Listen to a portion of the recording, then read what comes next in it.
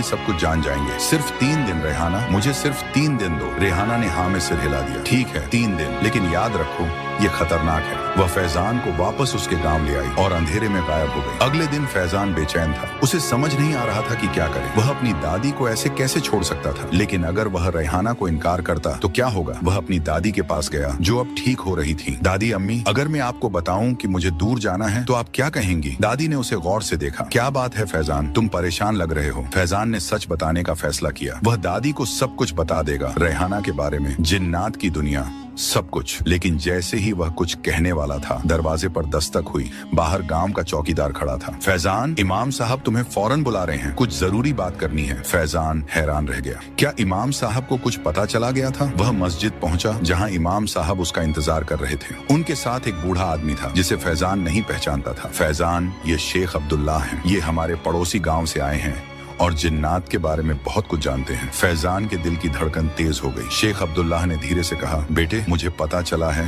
कि तुम्हारा एक जिन्नी से संपर्क हुआ है। फैजान ने हैरानी से उन्हें देखा। आपको कैसे पता। मैं जिन्नात को देख सकता हूँ, उनकी बातें सुन सकता हूँ। मुझे हर चीज पता है जो इस गांव के आसपास होती है, और मुझे यह भी पता है कि तुम एक बड़े खतरे में हो। फैजान ने गहरी सांस ली। शेख साहब, वह एक अच्छी जिन्नी है, वो मुझे नुकसान नहीं पहुंचाएगी। शेख अब्दुल्लाह ने सिर हिलाया। बेटे, जिन्नात चालाक होते हैं, वे इंसानों को धोखा देने में माहिर हैं। वह जिन्नी जिसे तुम रेहाना कहते हो, वह तुम्हें सच नहीं बता रही है। फैजान स्तब्ध रह गया। आपको उसका नाम कैसे पता। मैंने कहा ना, मैं जिन्नात की बातें सुन सकता हूँ। उस जीची का असली नाम रेहाना नहीं है, और वह मुस्लिम जिन भी नहीं है। वह शैतानी जिन्नात में से एक है जो इंसानों को गुमराह करती है। फैजान के पैरों तले से जमीन खिसक गई। नहीं, यह नहीं हो सकता। वह मुझसे प्यार करती है। शेख अब्दुल्लाह ने उसके कंधे पर हाथ रखा। वह तुम्हारी रूह चाहती है फैजान। शैतानी जिन्नात इंसानों की रूह पर कब्जा करना चाहते हैं। वह तुम्हें अपनी दुनिया में इसलिए ले जाना चाहती है ताकि तुम्हारी रूह को अपने कब्जे में ले सके। फैजान को याद आया कि कैसे रेहाना उसे अपनी दुनिया में ले गई थी, कैसे वह चाहती थी